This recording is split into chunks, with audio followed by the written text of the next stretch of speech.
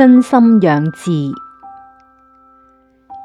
周朝時有位真心，字子瑜，佢奉養父母極為孝順，唔單止能夠奉養父母之身，更能夠成全父母嘅志業。每逢食飯嘅時候，必定有酒有肉。飯後將要收去嘅時候，一定問過佢嘅父親，呢啲剩餘落嚟嘅酒肉要送俾邊個？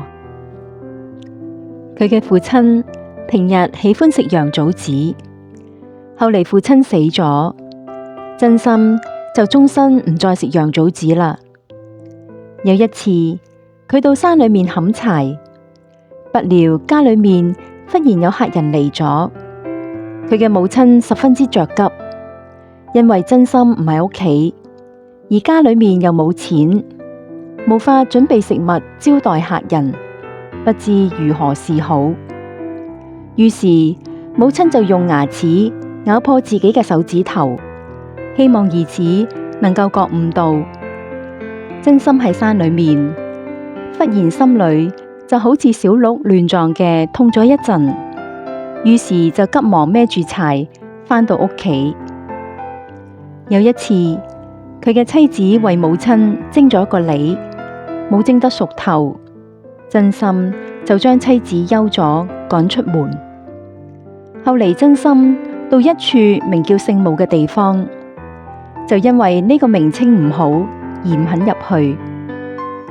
真心喺孔子門下受學，孔子好看重佢，傳咗佢一部《孝經》，內容共有18章。真子養志，請與有餘，母孽其子，父身歸勞。真心，字子瑜，善養父志，每食必有酒肉，將切必請所與。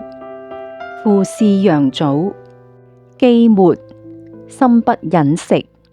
採身山中，家有客至，母無措，列子以誤之，心忽心痛。父身歸，妻為母征離，不屬，出之。